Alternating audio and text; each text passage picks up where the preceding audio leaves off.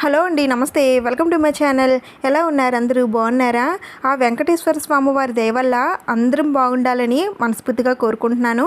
ఈ రోజైతే చాలా మంచి వీడియోతో వచ్చానండి. ఈ వీడియో అయితే చాలా మందికి ఉపయోగపడుతుంది. ఎందుకంటే మనకి ఆర్థిక సమస్యలు, డబ్బు సమస్యలు ప్రతి ఒక్కరి ఇంట్లో ఉంటాయి కదండి. అయితే ఆ డబ్బు సమస్యలన్నీ కూడా తీరాలి, మన చేతిలో డబ్బులు నిలవాలి, ఖర్చులు తగ్గాలి అని అంటే ఏం చేయాలో ఈ వీడియోలో చూపిస్తానండి. చాలా మంచి పరిహారం అండి. ఇది గనక చేసినట్లయితే మనకి ఆర్థిక సమస్యలు అనేవి ఉండవని మన పండితులు అయితే చెప్తున్నారు. అయితే అదేంటనేది కొద్ది నిమిషాల్లోనే చెప్తాను. అయితే మనకి ఈ వైశాఖ మాసంలో రెండో శనివారం రేపు రాబోతుందండి. రెండో శనివారం అలాగే శని త్రయోదశి రెండు ఒకే రోజు వస్తున్నాయండి.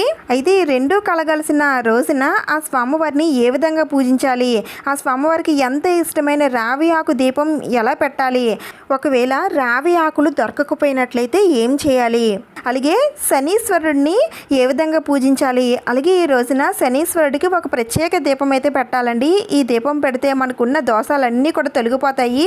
ముఖ్యంగా శని దోషాలన్నీ తొలగిపోతాయండి. ఆ దీపం ఏమిటి అనేవన్నీ కూడా ఈ వీడియోలో చెప్తానండి. అన్ని విషయాలు కూడా ఈ ఒక్క వీడియోలోనే చెప్పబోతున్నానండి. చాలా ఇన్ఫర్మేటివ్ వీడియో అండి, మీకు చాలా బాగా యూజ్ అవుతుంది. ప్లీజ్ కొంచెం ఓపికతో వీడియోని అయితే చూడటానికి ట్రై చేయండి. లేదంటే వీడియోని కొంచెం ఫాస్ట్ ఫార్వర్డ్లో అయినా సరే పెట్టుకొని చూడండి. ప్రతి ఒక్క విషయం కూడా మీకు అర్థమయ్యే విధంగా చాలా వివరంగా చెప్పబోతున్నానండి. అందుకని వీడియో మొత్తం చూడండి. ఇంకా వీడియోని అయితే స్టార్ట్ చేసేద్దాం. ఈ వైశాఖ మాసంలో ఆ కలియుగ దేవుడైనటువంటి వెంకటేశ్వర స్వామి వారిని మాధవుడిగా మనం పూజిస్తామండి. అందుకని ఈ వైశాఖ మాసాన్ని మాధవ మాసం అని కూడా అంటారండి. అయితే ఈ వైశాఖ మాసం అంటే స్వామివారికి చాలా ఇష్టం అండి. ఎందుకంటే ఈ వైశాఖ మాసంలో స్వామివారు భూలోకానికి వచ్చి సంచారం చేస్తారని అంటారు. అందుకని ఈ మాసంలో ఆ వైకుంఠనాథుడిని పూజిస్తే చాలా మంచిదండి. అయితే ఈ మాసం అంతా కొంతమంది పూజనైతే చేసుకుంటారండి. అయితే మాసం అంతా పూజ చేయలేని వారు కనీసం ఈ వైశాఖ మాసంలో వచ్చే శనివారాల్లో అయినా సరే ఆ స్వామివారిని పూజిస్తే ఆ స్వామివారి సంపూర్ణ కటాక్షం అనేది కలగొచ్చు.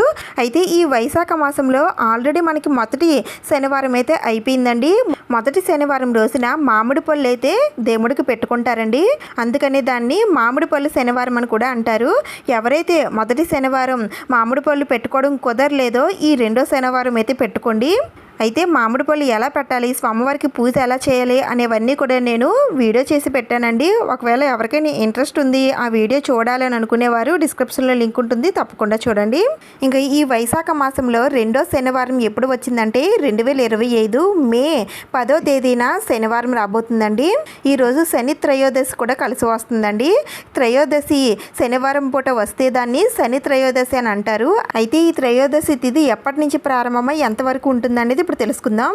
2025 మే 9వ తేదీన శుక్రవారం మధ్యాహ్నం 3:11 నుండి త్రయోదశి తిథి అనేది స్టార్ట్ అవుతుందండి. ఇంకెంతవరకు ఉంటుందంటే మే 10వ తేదీన శనివారం సాయంత్రం 4:59 వరకు ఉండబోతుంది. ముఖ్యంగా ఈ రోజున శనివారం కాబట్టి వెంకటేశ్వర స్వామి వారిని, అలాగే త్రయోదశి తిథి ఉంది కాబట్టి శనిదేవుణ్ణి పూజించాలి. ఇప్పుడు ఆ పూజా విధానం అంతా కూడా తెలుసుకుందాం. ముందుగా అయితే మన ఆర్థిక సమస్యలు, డబ్బు సమస్యలు అన్నీ కూడా తీరాలి అంటే ముందుగా యాలకులు అయితే తీసుకోండి. ఇవి మొత్తం 27 యాలకులు అయితే తీసుకోవాలండి. 27 యాలకులు కూడా కొద్దిగా నీరు తీసుకొని ఆ నీటిలో కొంచెం పసుపు వేసి ఆ నీటిలో ఈ యాలకులన్నీ వేసేసి కొన్ని సెకండ్స్ అయితే ఉంచండి. ఎక్కువ అవసరం లేదు. ఎక్కువ ఉంచితే ఈ యాలకులు అనేవి మరీ మెత్తగా అయిపోతాయి. అందుకని కొద్దిసేపు ఉంచితే చాలండి. అంతలో మనం సూదిలోకి దారం ఎక్కించేసుకొని ఈ తెల్లని దారానికి పసుపు రాసేసి పక్కన పెట్టుకోండి. ఇప్పుడు ఈ వాటర్లో వేసిన యాలకులన్నీ కూడా ప్లేట్లోకి తీసేసుకొని ఈ అన్నిటినీ కూడా సూదిలోకి గుచ్చేసుకోండి. అప్పుడు మనకి యాలకుల మాల అయితే రెడీ అవుతుందండి. 27 యాలకులతో స్వామివారికి మాలనైతే రెడీ చేసుకుంటున్నాము. దీనిని యాల సుగంధి మాల అని అంటారండి. ఈ మాలను గనక శనివారాల్లో ఆ వెంకటేశ్వర స్వామి వారికి సమర్పిస్తే మనకున్న ఆర్థిక సమస్యలు, డబ్బు సమస్యలు అన్నీ కూడా తీరిపోయి ఫైనాన్షియల్గా ఎటువంటి ప్రాబ్లమ్స్ ఉండవండి. ముఖ్యంగా మన జాతకంలో ఉన్నటువంటి దోషాలు అన్నీ కూడా తొలగిపోతాయి. 27 నక్షత్రాలకి సంబంధించి 27 యాలకులు అయితే తీసుకుంటామండి. ఈ 27 యాలకుల్లో మన జన్మ నక్షత్రం ఏదో ఒకటి అయి ఉంటుంది కాబట్టి అందుకని 27 యాలకులతో మాలని తయారు చేసి స్వామివారికి అయితే సమర్పించాలి. ఈ విధంగా 27 శనివారాలు కానీ లేదంటే 8 శనివారాలు కానీ లేదా కనీసం 5 శనివారాల్లో అయినా సరే స్వామివారికి ఈ విధంగా మాలనైతే సమర్పించండి. మార్పు అనేది ఖచ్చితంగా కనిపిస్తుంది. అందుకని మీకు ఎన్ని శనివారాలు వీలైతే అన్ని శనివారాలు స్వామివారికి ఈ విధంగా యాలకుల మాలనైతే సమర్పించండి. ప్రతి శనివారం కూడా కొత్తగా తయారు చేసినటువంటి మాలని స్వామివారికి సమర్పించాలండి. స్వామివారికి శనివారం పూట వేసిన మాలని మళ్ళా వచ్చే శనివారం వరకు కూడా ఆ మాలను అలానే ఉంచాలి. నెక్స్ట్ శనివారం వచ్చిన తర్వాత స్వామివారికి కొత్త మాలను సమర్పించి పాత మాలను తీసేసి ఒక బాక్స్లో భద్రపరచుకోండి. ఇలా మీరు ఎన్ని శనివారాలు అనుకుంటారో అంటే సంకల్పం తీసుకుంటారో అన్ని శనివారాలు తాలూకా యాలకుల మాలల్ని ఒక బాక్స్లో పెట్టుకోండి. దాంట్లోనే కొద్దిగా పచ్చకర్పూరం కూడా వేయండి. యాలకులు పాడవకుండా ఉంటాయి.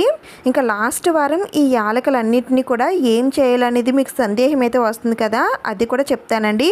నేనైతే 27 యాలకులతో మాలనైతే గుచ్చేసుకున్నానండి. ఇప్పుడు దీన్ని పూజలో ఎలా పెట్టాలి, స్వామివారికి ఎలా సమర్పించాలి అనేవన్నీ కూడా తెలుసుకుందాం. దానికన్నా ముందుగా ఆ స్వామివారికి ఎంత ఇష్టమైన రావి ఆకులనైతే నేను తీసుకున్నానండి. ఈ ఆకులతోటి ఇప్పుడు మనం స్వామివారికి రావి ఆకు దీపం అయితే పెడతాము. అలాగే స్వామివారి నామం కూడా నేను ఈ ఆకు పైన వేసి స్వామివారి దగ్గర పెడతానండి. అందుకని నేను కొంచెం ఎక్కువ ఆకులు అయితే తెచ్చుకున్నాను. అయితే ఈ ఆకులు ఎప్పుడు కూడా మనం చెట్టు నుండి కొయ్యకూడదండి. కింద రాలి పడిన ఆకులు మాత్రమే మనం తెచ్చుకొని దీపం పెట్టుకోవడానికైనా లేదంటే స్వామివారి దగ్గర పెట్టడానికైనా సరే మనం యూజ్ చేయాలి. అంతే తప్ప రావి చెట్టుని మనం తాకకూడదు. అలాగే ఆకులు అనేవి తెంపకూడదు. ఎందుకంటే విష్ణుమూర్తి రావి చెట్టులోనే కొలువై ఉంటారండి. ఇంకా లక్ష్మీదేవి ముక్కోటి దేవతలందరూ కూడా ఈ రావి చెట్టులోనే కొలువై ఉంటారని అంటారు.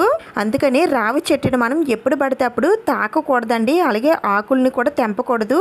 ఒకవేళ చెట్టును పట్టుకొని దండం పెట్టుకోవాల్సి వస్తే శనివారాల్లో మాత్రమే చెట్టుని తాకాలి. అలాగే పట్టుకొని దండం పెట్టుకోవచ్చు. మిగిలిన రోజుల్లో ఎప్పుడు కూడా రావి చెట్టుని ముట్టుకోకూడదు.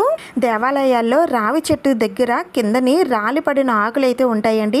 అవి గ్రీన్ కలర్లో లేకపోయినప్పటికీ కూడా కొద్దిగా పండిన ఆకులు ఉంటాయండి. అవైనా సరే తెచ్చుకొని మీరు దీపం అనేది పెట్టుకోవచ్చు. ఒకవేళ మీకు దేవాలయాల్లో ఆకులు దొరకలేదని అనుకుంటే మనకి బయట మన ఇంటి చుట్టుపక్కల ఎక్కడ పడితే అక్కడ ఈ రావి చెట్లు అనేవి మొలుస్తాయి కదండి. అవైతే మీరు ఆకులు అనేవి తెంపుకోవచ్చు. అది కూడా శనివారాల్లో మాత్రమే చేయాలండి. మిగిలిన రోజుల్లో ఈ చెట్లని కూడా మనం ముట్టుకోకూడదు. దేవాలయంలో ఉన్నటువంటి రావి చెట్టుని మనం దైవ స్వరూపంగా భావిస్తామండి. అందుకని అక్కడ ఆకుల్ని తుంచము. అదే మన చుట్టుపక్కల ఉన్న రావి చెట్లని అయితే అవి పెద్ద వృక్షాలు అయిపోతాయి కాబట్టి అందుకనే వాటిని ఎప్పుడు పడితే అప్పుడే తీసేస్తూ ఉంటాము. కానీ ఆదివారం పూట మాత్రం అస్సలు తీయకూడదండి. ఎందుకంటే ఆదివారంలో రావి చెట్టు మొదట్లో జ్యేష్ఠాదేవి ఉంటుందని అంటారండి. అందుకని ఆదివారం పూట మాత్రం అస్సలు ఆ చెట్టును ముట్టుకోవడం కానీ పూజ చేయడం కానీ అస్సలు చేయరాదు. ఒకవేళ మీకు ఎక్కడ కూడా రావి ఆకులు దొరకకపోయినట్లయితే మీరు నేరుగా దేవాలయానికి వెళ్ళి అక్కడున్న రావి చెట్టుకి పూజనైతే చేసుకోండి. రావి చెట్టు దగ్గర కొద్దిగా నీళ్లు చల్లి బియ్యం పిండితో ముగ్గు వేసి దీపం పెట్టి ఏవైనా పళ్ళు కానీ బెల్లం కానీ నైవేద్యం పెట్టి 11 ప్రదక్షిణలు చేసి ఆ దేవుడికి దండం పెట్టుకోండి. ఈ విధంగా చేస్తే సంపూర్ణ ఫలితం అయితే దక్కుతుందండి. ఈ విధంగా మీరు గుడిలో పూజ చేసుకోవచ్చు. అలాగే రావి చెట్టు దగ్గర పడిన ఆకు ఇంటికి తీసుకుని వచ్చి ఇంటి దగ్గర కూడా దీపం పెట్టుకోవచ్చు. ఒకవేళ మీకు రావి ఆకులు దొరకకపోయినా దేవాలయాల్లో రావి చెట్లు లేకపోయినా ఏం చేయాలో చెప్తానండి. నేనైతే ఈ విధంగా స్వామివారి నామాలు అలాగే స్వామివారి నామం ఓం నమో వెంకటేశాయ అనే నామాన్ని ఈ విధంగా చక్కగా గంధంతో రావి ఆకులపైన రాస్తానండి. తర్వాత ఈ ఆకుల్ని ఏం చేయాలనేది కూడా చెప్తాను. మీకు కూడా వీలుంటే ఈ విధంగా తెచ్చుకొని స్వామివారి నామాలైతే వేసుకోండి. ఇప్పుడు ఇంకా పూజ ఎలా చేయాలో చూద్దాం.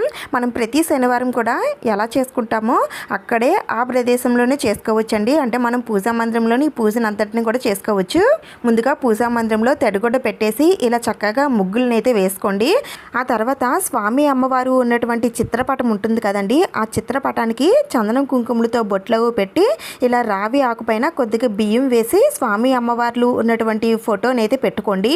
ఆ తర్వాత మీ దగ్గర ఉన్నటువంటి పువ్వుల మాలలతో నగల దీపాలతో స్వామి అమ్మవార్లని ఎంత అందంగా అలంకరించుకుంటారో అంత అందంగా అలంకరించుకోండి. అలంకరణ అంటే స్వామివారికి చాలా ఇష్టం. వెంకటేశ్వర స్వామి వారిని అయితే మనం ఇంట్లో పెట్టుకుని పూజనైతే చేసుకుంటామండి. కానీ ఈ రోజున శని త్రయోదశి వచ్చింది కదా, మరి శని త్రయోదశి రోజున శనీశ్వరుని కదండి పూజిస్తాము. మరి ఈ శనీశ్వరుని కూడా మనం ఇంట్లో పెట్టుకోవచ్చా అంటే పెట్టుకోమండి. మనం శనీశ్వరుడికి పూజలు చెయ్యాలి అని అంటే శనిదేవుడు ఉన్నటువంటి గుడిలో కానీ లేదంటే నవగ్రహాలు ఉన్నటువంటి గుడిలో కానీ ఆ శనిదేవుడికి పూజలు అనేవి చేయాలండి.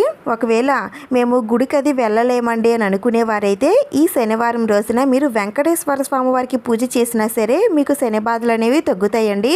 మరి శనిదేవుడు గుడికి వెళ్ళి పూజ ఎలా చేయాలండి అని అంటే ఈ రోజున తెల్లవారుజామున అంటే సూర్యోదయానికి ముందుగానే నిద్ర లేచి తలాంటి స్నానం చేయాలండి. అభ్యంగన స్నానం చేయాలి. ఆ తర్వాత గుడిలో ఉన్న శనిదేవుడికి తైలాభిషేకం అంటే ఆయిల్తో అభిషేకం స్వామివారికి చేయాలి. అంటే నువ్వుల నూనెతో అభిషేకం చేయాలండి. అలాగే ఒక తమలపాకులో బెల్లం ఉంచి శనిదేవుడికి నైవేద్యంగా సమర్పించాలి. ఇలా చేయడం వలన మన జాతకంలో ఉన్నటువంటి శని దోషాలన్నీ కూడా తొలగిపోతాయండి. అంతేకాకుండా ఈరోజు నల్ల నువ్వులు నల్లని వస్త్రంలో ఉంచి తాంబూలం దక్షిణంతో సహా బ్రాహ్మణులకి దానం ఇస్తే ఇంకా జాతకంలో అరిష్టాలు అవి ఉంటే తొలగిపోతాయి. ఇవేమీ మేము చేయలేమండి, కాస్త సింపుల్గా చెప్పండి అని అంటే శివాలయంలో నవగ్రహాలు అయితే ఉంటాయండి. ఆ నవగ్రహాల దగ్గర నువ్వుల నూనెతో దీపారాధన చేయండి. అలాగే శనిదేవుడికి తమలపాకులో బెల్లం నైవేద్యంగా సమర్పించి 9 ప్రదక్షిణలు చేస్తే శనిదేవుడి ప్రీతిని పొందవచ్చు. అలాగే ఈరోజు శివునికి కానీ ఆంజనేయ స్వామి వారికి కానీ భక్తితో 11 ప్రదక్షిణలు చేస్తే శనిదేవుని అనుగ్రహాన్ని పొందినట్లే అని శాస్త్రవచనం. ఈరోజు శనిదేవుని వాహనమైన కాకులకి ఆహారం పెట్టడం, నల్ల చీములకి పంచదార పెట్టడం చేస్తే ఇంకా మంచిదండి.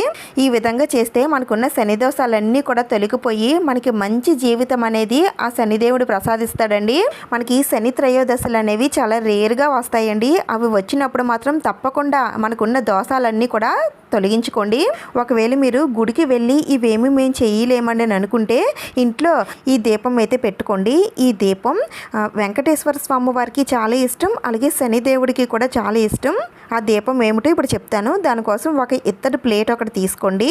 ఇప్పుడు దాంట్లో 3 గుప్పెట్లు కానీ 9 గుప్పెట్లు కానీ నవధాన్యాలు వేసుకోవాలండి. మనకి ఏ కిరాణా షాపుల్లో అయినా సరే ఉంటాయండి. మీరు పావు కేజీ అయినా తెచ్చుకోవచ్చు, లేదంటే కనీసం 20 రూపాయలు కట్టమన్నా కడతారండి. ఇలా తెచ్చుకొని మీరు ఇలా ప్లేట్లో వేసుకోండి. దీంట్లో కొద్దిగా పసుపు కుంకుమలు కూడా ఉంచండి.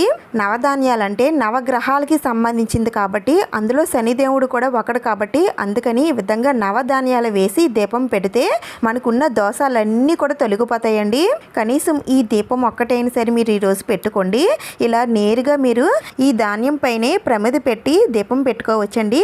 అయితే ఈరోజు వెంకటేశ్వర స్వామి వారికి రావి ఆకు దీపం పెడితే చాలా మంచిది కాబట్టి అందుకని నేను ఇక్కడ ఈ ధాన్యం పైన రావి ఆకు పెట్టుకొని ప్రమిద పెట్టుకొని దీపం అయితే పెట్టుకుంటానండి. ఇలా కూడా మీరు పెట్టుకోవచ్చు. మీరు సపరేట్గా అంటే ధాన్యం మీద ఒక దీపం, ఇలా రావి ఆకు పైన ఒక దీపం, అలా సపరేట్గా పెట్టుకోవాలనుకున్నా పెట్టుకోవచ్చు, లేదంటే ఇలాగ నేరుగా ఒకే దీపం కింద పెట్టుకోవాలనుకున్నా పెట్టుకోవచ్చు. రావి ఆకు దీపం పెట్టుకునేటప్పుడు మంచి రావి ఆకుని అయితే తెచ్చుకోండి. అంటే ఎక్కడ చెరగనటువంటి కన్నాలు ఉన్నటువంటిది కాకుండా కాస్త మంచిగా ఉన్నది లాంటివి తెచ్చుకోండి. ఇప్పుడు దానికి చందనం కుంకుమలతో కానీ పసుపు కుంకుమలతో కానీ బొట్లు పెట్టుకోవాలండి. అవి కూడా 3 కానీ 5 కానీ పెట్టుకోవాలి. 4 మాత్రం ఎట్టి పరిస్థితుల్లో పెట్టకూడదు. ఇప్పుడు ఈ ఆకుని ఎలా పెట్టాలంటే ఇలా కాడ ఉంటుంది కదండి, కాడ ఉన్నది స్వామివారి వైపుగా పెట్టాలి. ఇంకా ఆకు చివర మన వైపు వచ్చేటట్టు పెట్టాలి. ఈ విధంగా పెట్టి దీనిపైన ఒక ప్రమిద పెట్టాలండి. ప్రమిద పెట్టచ్చు, లేదంటే మీ దగ్గర ఉన్న ఇత్తడి కుందలు కానీ లేదంటే వెండి కుందలు కానీ ఏవైనా సరే పెట్టచ్చు. ఇలా పెట్టి దీంట్లో ముఖ్యంగా నువ్వుల నూనె వేయాలండి. ఆ తర్వాత 2 ఒత్తులు ఒకటిగా చేసి దీపం అనేది పెట్టుకోవాలి. మీ దగ్గర నువ్వుల నూనె ఉంటే వేయండి, లేదంటే కొబ్బరి నూనె కానీ లేదంటే ఆవు నెయ్యి కానీ వేయండి. ఇంతేనండి. స్వామివారికి ఇష్టమైన రావి ఆకు దీపమైనా లేదంటే శనీశ్వరుడికి ఇష్టమైన నవధాన్యాల దీపమైనా సరే ఈ విధంగా పెట్టుకోవాలి.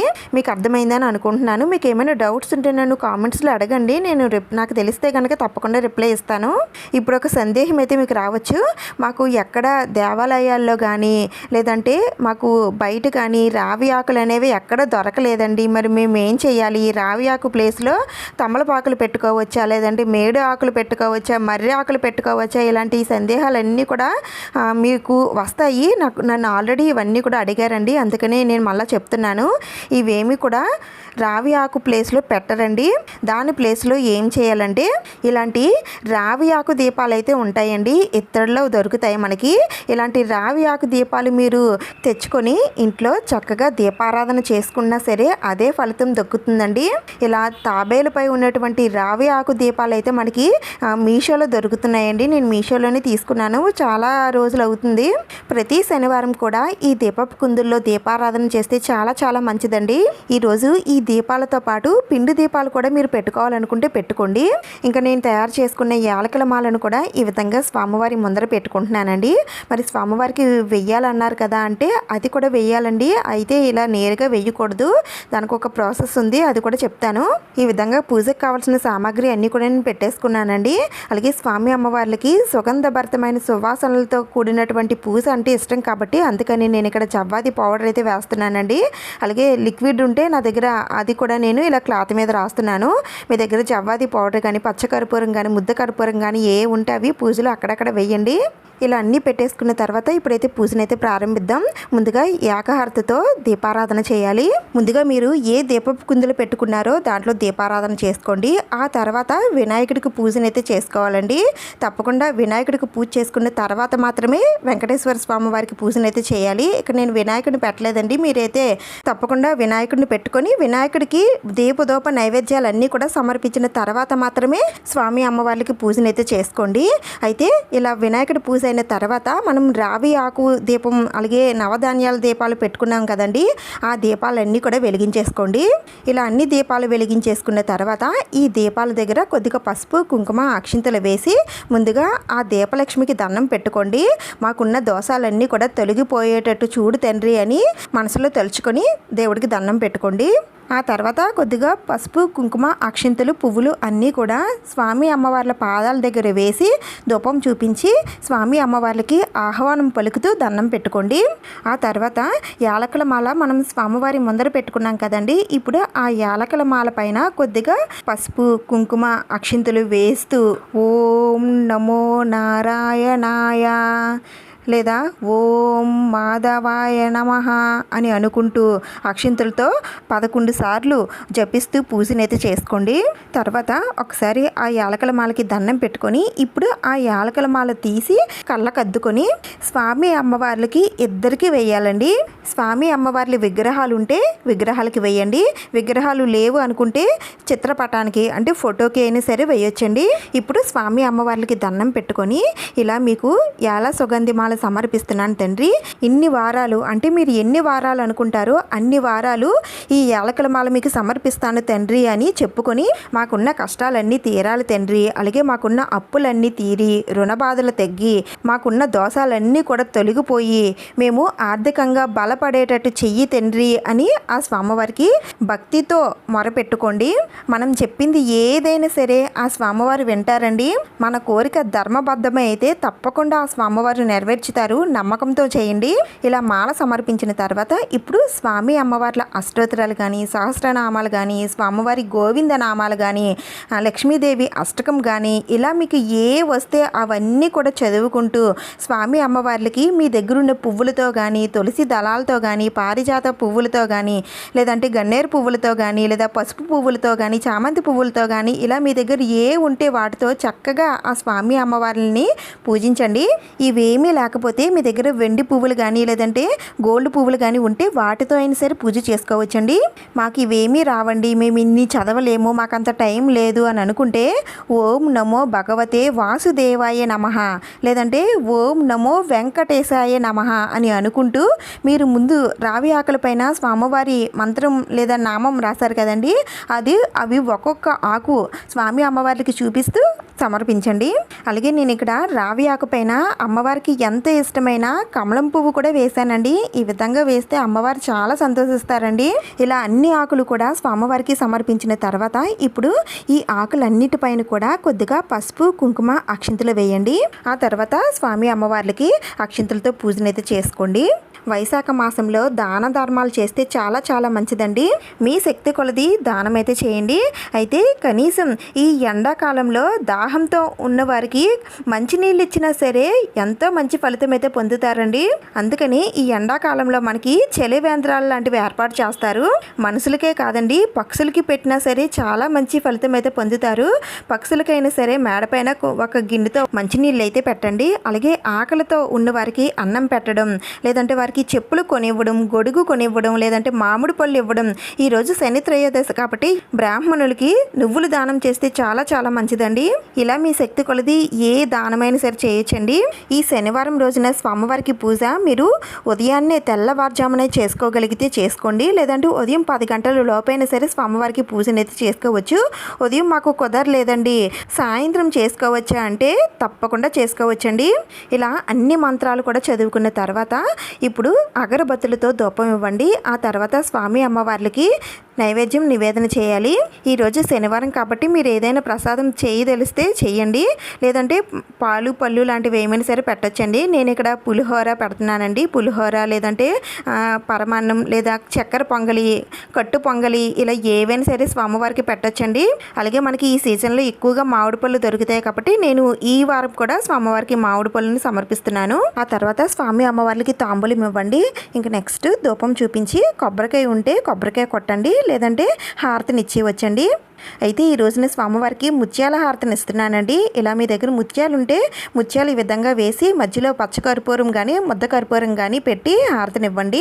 ముత్యాలు లేకపోయినట్లయితే పచ్చకర్పూరంతో ఇవ్వండి. అది కూడా లేకపోతే మామూలు హారతి బిళ్ళలు ఉంటాయి కదండి, హారతి బిళ్ళలతో అయినా సరే స్వామివారికి నీరాజనం సమర్పించండి. ఇప్పుడు చేతిలోకి కొద్దిగా అక్షింతలు పువ్వులు తీసుకొని స్వామి అమ్మవార్ల పాదాలపైన వేసి 2 చేతులు జోడించి నిండు మనసుతో మీకు ఏం కావాలో ఆ స్వామివారికి చెప్పుకోండి. ఈ విధంగా వైశాఖ మాసంలో 2వ శనివారం రోజున శని త్రయోదశి పూజ, అలాగే శనివారం వెంకటేశ్వర స్వామివారి పూజ చేసుకోవాలండి. మీకు అర్థమైందని అనుకుంటున్నాను. ఇప్పుడు ఇంకా పూజలో పెట్టిన వస్తువులు ఏం చేయాలో తెలుసుకుందాం. ముందుగా మనం పూజలో ఇలా రావి ఆకుల పైన స్వామివారి నామాలన్నీ కూడా రాసి పెట్టుకున్నాం కదండి. ఈ ఆకులన్నీ కూడా పూజ అయిన తర్వాత తీసి ఏదైనా ఒక బ్యాగ్లో పెట్టేసుకొని పారే నీటిలో వదిలిపెట్టేయండి. అలా మాకు వీలు లేదండి అనుకుంటే ఆ ఆకుల పైన ఉన్న స్వామివారి నామాన్ని వాటర్లో కడిగేసి ఆ ఆకుల్ని ఎవరు తొక్కని ప్లేస్లో కానీ, లేదంటే చెట్ల మొదట్లో కానీ పెట్టేయండి. ఒకవేళ మీరు ఆకుల్ని కడగకుండా ఎక్కడైనా పెట్టేస్తే అవి గాలికి ఎగిరి ఎవరైనా తొక్కేస్తే కనుక ఆ పాపం అనేది మీకే తగులుతుందండి. అందుకని కడిగే పెట్టండి. పారే నీటిలో వదిలిపెట్టేస్తే కనుక కడగనవసరం లేదు. ఇంకా తర్వాత నవధాన్యాలు వేసి రావి ఆకు దీపం అయితే పెట్టాం కదండి, దీంట్లో ఉన్న నవధాన్యాలు పారే నీటిలో వదిలిపెట్టేయాలండి. లేదంటే మీకు మొక్కల దగ్గర ప్లేస్ ఉందని అనుకుంటే అక్కడ కొద్దిగా మట్టిని తీసి దాంట్లో కొద్దిగా గొయ్యి తీసి దాంట్లో ఈ నవధాన్యాలన్నీ కూడా వేసేయండి. కొద్ది రోజులకి మొలకలకు వస్తాయి. మొలకలు అంటే గడ్డిలాగా వస్తుంది కదండి, ఆ గడ్డిని ఆవుకి పెట్టేయండి.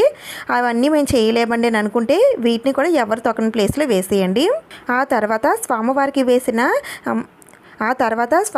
వేసిన యాలకుల మాల ఉంది కదండి, దీన్ని ఏం చేయాలంటే మీరు ఎన్ని వారాలు అనుకుంటారో అన్ని వారాలు కూడా అన్ని మాలలు మీ దగ్గరే ఉంచుకొని లాస్ట్ వారం పూర్తయిన తర్వాత ఆ మాలలన్నింటినీ కూడా ఏదైనా గుడి దగ్గర హోమం జరిగినట్లయితే ఆ హోమంలో వేయాలండి. అలా వేస్తే చాలా చాలా మంచిదండి. మీకున్న దోషాలన్నీ కూడా తొలగిపోయి ఒక మంచి జీవితం అనేది లభిస్తుంది. మాకు అలా కుదరదండి, మేము వెయ్యలేమని అనుకుంటే లాస్ట్ వారం అన్ని మాలలు తీసుకొని వెళ్ళి పారే నీటిలో వదిలిపెట్టేయండి. అంటే చెరువు దగ్గర కానీ, నది దగ్గర కానీ, సముద్రంలో కానీ, లేదంటే కొలంలో కానీ, ఇలా మీకు ఏది దగ్గరగా ఉంటే ఆ వాటర్లో వదిలిపెట్టేయండి. అలా కూడా మాకు వీలు కుదరదండి అని అనుకుంటే అన్ని యాలకుల్ని మీరు ప్రసాదంలో వాడుకుంటారని అనుకుంటే వాడుకోండి, లేదంటే మీకు ఎన్ని కావాలో అన్ని వాడుకొని మిగిలిన యాలకుల్ని చెట్లు మొదట్లో వేసేయండి. ఇలా యాలకులతో చేసినటువంటి ప్రసాదాన్ని ఇంట్లో ఉన్న వాళ్ళందరూ కూడా తినొచ్చండి. ఇంకా ఎవరికైనా పంచి పెట్టాలనుకుంటే పంచి పెట్టచ్చు కూడా. ఇంకా మీరు పూజలో పిండి దీపాలు వెలిగించినట్లయితే ఆ పిండి దీపాలు కొండెక్కిన తర్వాత దాంట్లో ఉన్న కొద్దిగా పిండిని తీసుకొని ఇంట్లో ఉన్న వారందరూ కూడా తినండి. ఇంకా మిగిలిన ప్రమిదల్ని ఆవుకి పెట్టేయండి, లేదంటే పారే నీటిలో కానీ లేదంటే ఎవరు తొక్కని ప్లేస్లో కానీ వేసేయండి. ఇంకా స్వామివారికి పెట్టిన నైవేద్యాలు పళ్ళు అన్నీ కూడా మనం తినొచ్చండి.